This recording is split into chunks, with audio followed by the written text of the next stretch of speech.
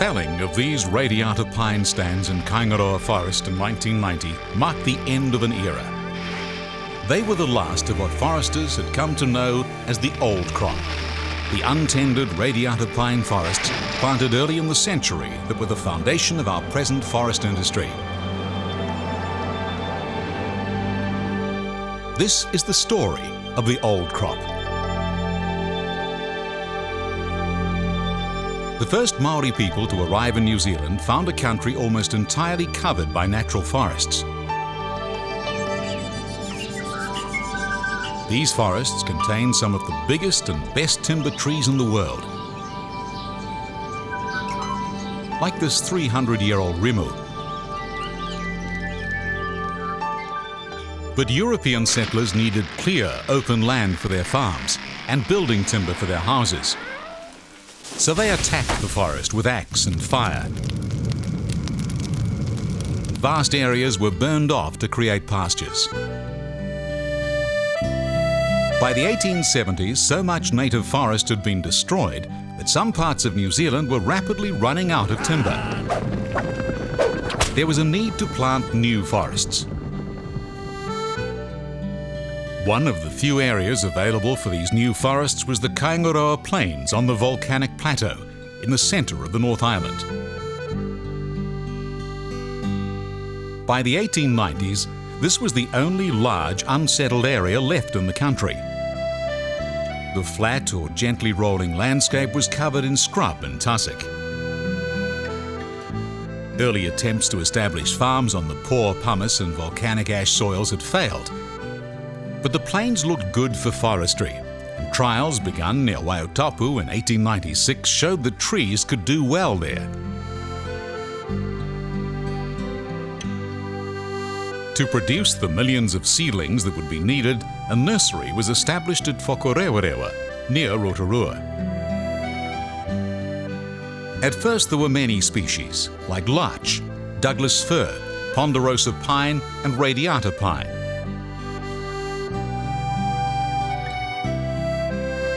There was a shortage of labour on the plateau, but in 1901 the Prisons Department established a camp at Waiotapu, and the first large-scale planting of exotic forests was done by 25 prisoners. Lines of holes were dug 4 feet apart during the summer, exposing the subsoil which was allowed to weather. In the winter planting season, a seedling was carefully placed in each hole and the soil was firmed around it. During the First World War, conscientious objectors helped to plant trees. And after the war, so did returned soldiers. But in 1920, the prison camps were closed and planting slowed down. The native forests were still being cut. In 1913, a royal commission had found that there was only enough native timber left to last another 30 years. More exotic forests were urgently needed. The new Director of Forestry, L. McIntosh Ellis, ordered a national survey in 1923. This showed that the situation was serious. Ellis said we needed to plant 5 times as much exotic forest as we already had within 10 years. Much of the state's planting would have to be on the Kaingaroa Plains. Private interests were already buying land to the west of Kaingaroa, and companies like New Zealand Perpetual Forests Limited began a planting program that matched government progress to the east.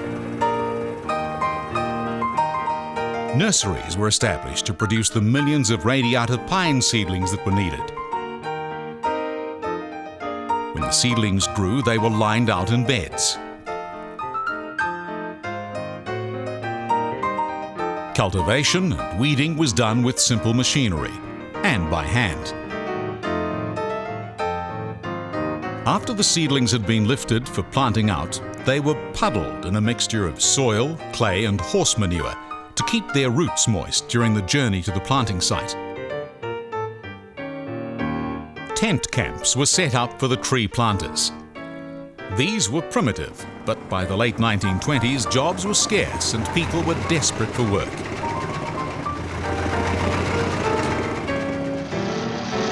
access roads to the planting sites were carved out of hillsides and pumice flats. New, faster planting techniques replaced the old pit planting system, and each worker was expected to plant at least 1,000 trees a day. Radiata pine was now the preferred species. Other species were still being planted in the state forests, but radiata pine outperformed all the rest. Planting proceeded very rapidly, and man-made forests began to dominate the volcanic plateau. By 1930, Ellis's target of 300,000 acres of state-owned exotic plantation forest had been reached, most of it in Kaingaroa. And the private plantings in the west covered about the same area. The peak year was 1929, when over 33,000 acres were planted in Kaingaroa alone. After that, the planting rate declined, although there were attempts to provide relief work during the Depression. By 1935, the first planting boom had ended.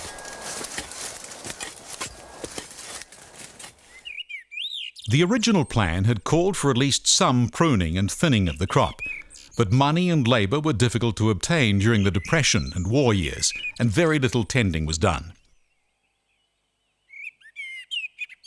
Many trees had large branches.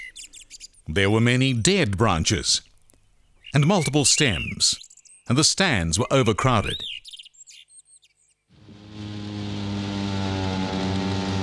By the early 1940s, the earlier plantings were nearing maturity and harvesting began.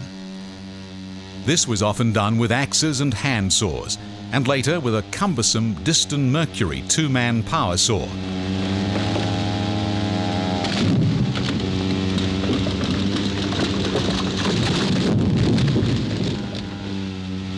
Once the branches had been removed, the trees were usually pulled to the skid site by a bulldozer and towed arch.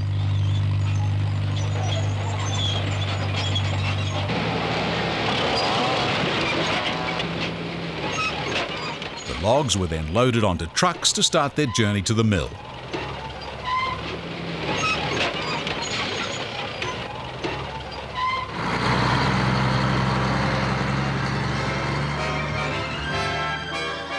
At first, most of the radiata pine crop was used only for low-value products like pit props and concrete boxing and rough scaffolding. This market was far too small to absorb the whole crop. But early research had already shown that excellent pulp could be made from radiata pine, and in 1939, Whakatane board mills began manufacturing cardboard from its forests near Matahina.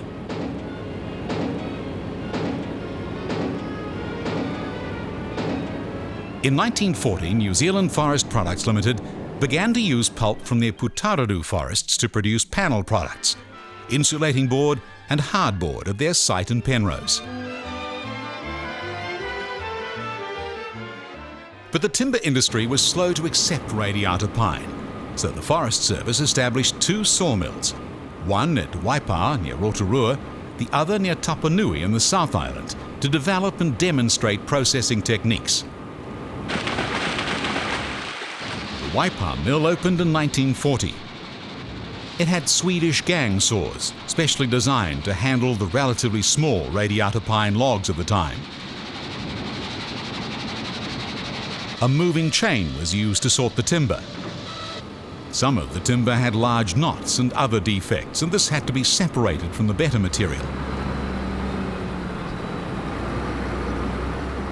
Drying kilns were installed because radiata pine has to be quickly and carefully dried to avoid sap stain and distortion.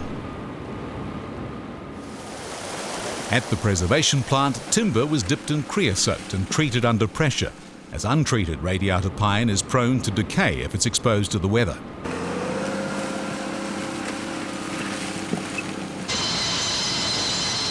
There was a box-making factory which produced cases for hand grenades and reels for barbed wire for the war effort.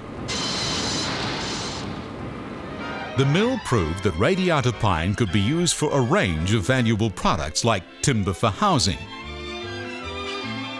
and this pontoon for mooring flying boats.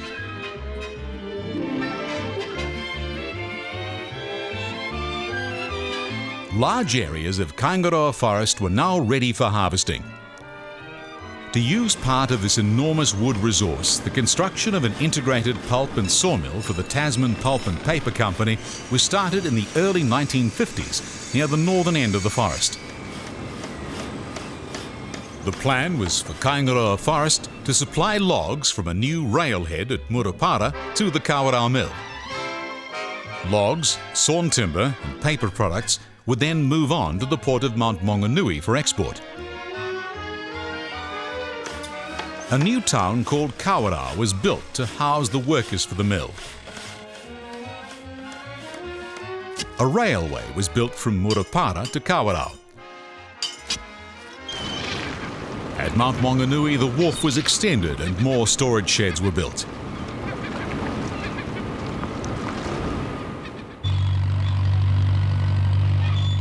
The Kaingaroa Logging Company was formed in March 1954 to supply logs for the mill. New equipment was imported, including log loaders and logging trucks.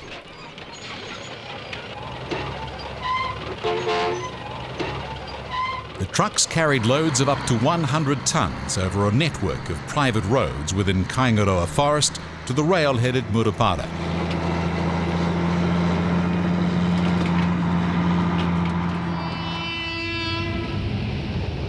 Every day, 5 log trains, each carrying 700 tonnes, went from the railhead to the mill at Kawerau.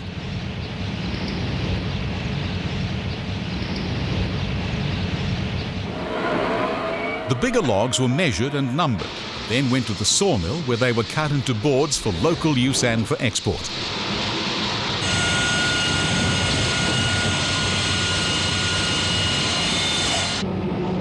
Other logs went to the chipper and were pulped to make many thousands of tonnes of newsprint and other paper products every year. In 1953, another integrated pulp and paper mill had been opened at Kinleith by the Prime Minister, Sir Sidney Holland, for New Zealand Forest Products Limited.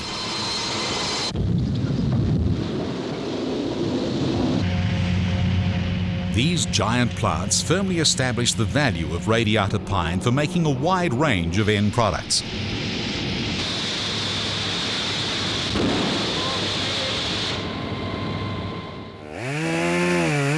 To feed these mills, harvesting the old crop continued through the 1970s and 80s.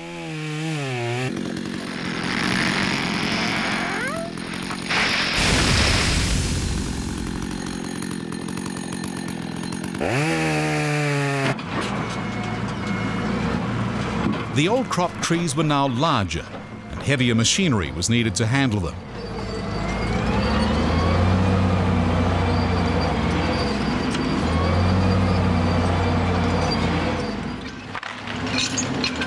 Improved cable logging systems were developed.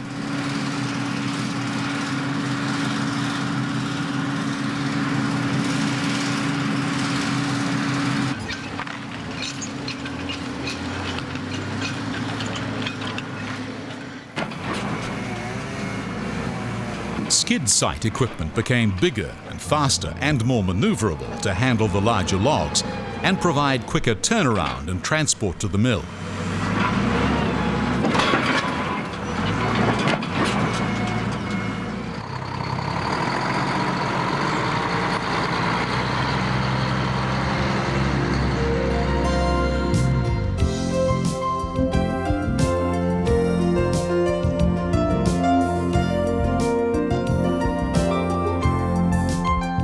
In the years after they were built, the Kawerau and Kinleith mills became two of the most important industrial complexes in New Zealand. Many of the products made at these mills were used here in New Zealand.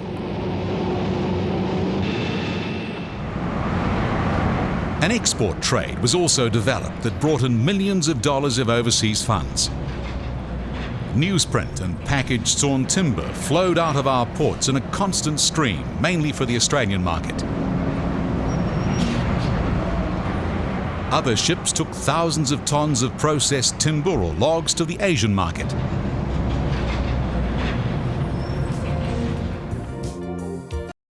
Within New Zealand, radiata pine had become by far the predominant wood for house building. By the 1970s and 80s, it had completely replaced indigenous timbers, so helping to conserve the remaining natural forests. Preservative treatments against insect attack and decay greatly increased its range of uses.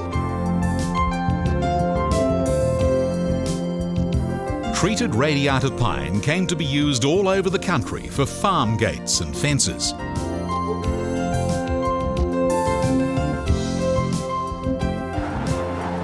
It began to be used in a range of high-value products like plywood and furniture.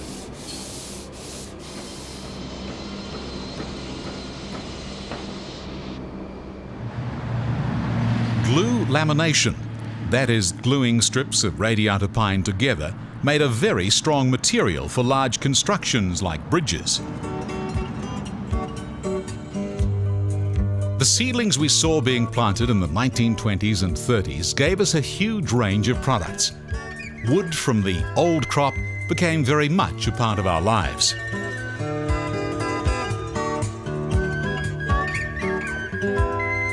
The old crop planting that gave rise to these products was largely completed by the mid-1930s. Little new planting took place until the 1960s, when there was another planting boom. And since that time, the character of our exotic forests has changed.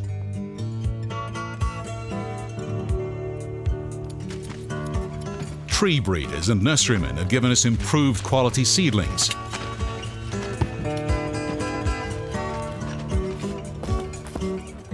We now have better handling and planting methods.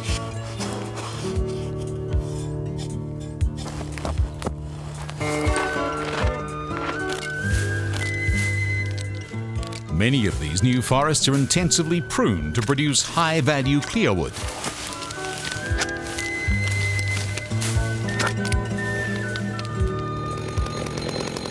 They are thinned to concentrate growth on fewer stems.